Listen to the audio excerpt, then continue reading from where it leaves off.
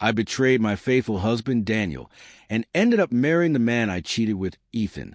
For 4 years, I convinced myself I had moved on and built a new life. But fate has a cruel way of showing you the mirror when you least expect it. My closest friend, Sarah, the woman I trusted like a sister, married Daniel. Daniel and I split in 2019.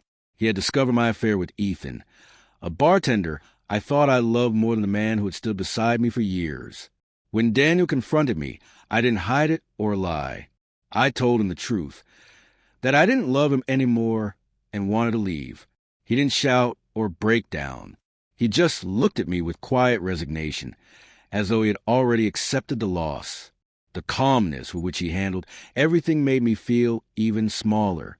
Our divorce was clean, no fights, no drama. He moved away to pursue his PhD, and I stayed behind with Ethan. We promised to remain civil, though distant. Occasionally, I sent him messages, birthday wishes, holiday greetings, even a small gift when he completed his doctorate. He never replied. Not once. That silence stung more than any insult could have. Daniel had always been the kind of man who wrote thank you notes for the smallest gestures. But not to me. I guess that said everything. Meanwhile, life with Ethan was hectic. He already had 2 kids. And when I became pregnant, our world revolved around responsibilities. Sarah and I slowly drifted apart. She was buried in her work as a lawyer and part-time professor, so I didn't think much of her distance. Her last message to me mentioned stress from her caseload. I assumed we'd reconnect eventually. The next summer, Ethan and I traveled to Daniel's city. I tried reaching out to Sarah for coffee, but she didn't respond. I shrugged it off and met other friends instead.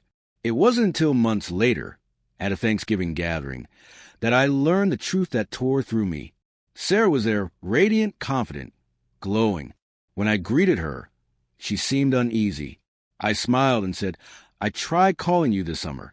She hesitated, then said quietly, I was on my honeymoon. My stomach dropped. You got married? She nodded. Yes. To who? I asked, half laughing, half bracing. Daniel, she said simply. The world seemed to blur. I just stood there, speechless, trying to breathe. Before I could say anything, she added sharply, You don't get to be surprised. You destroyed him. We didn't even speak until years after your divorce. You left him for someone you met at a bar. Don't pretend you have a right to feel anything. Her words hit hard because they were true. I had no defense. That night, I drank too much, numb and lost. My best friend had married the man I betrayed, and the man whose silence still haunted me. When I returned home, something in me broke. I became restless, distant, irritated with Ethan and the kids. I found myself digging through old photos, replaying memories I had buried long ago. Daniel's gentle smile, the way he'd quietly hold me when words failed, all of it flooded back. Ethan noticed my distance and one night confronted me. The fight was explosive. I told him I found out about Sarah and Daniel, and that it had shaken me. He just laughed bitterly. I've known for months, he said. It's all over their profiles. You just didn't want to see it. His coldness infuriated me. I accused him of keeping it from me on purpose. Do you still love him? He asked suddenly. No, I snapped, though my voice trembled. Then why does this destroy you? He shot back. I had no answer. We argued until morning. When it ended, I was hollow. I stayed with my sister for a few days, hoping space would help, but it didn't. The tension between Ethan and me only worsened. In another argument, he accused me of emotional cheating. You act like you lost everything, he said. And in a way I had, because deep down, I knew I traded something pure and steady for something shallow and fleeting.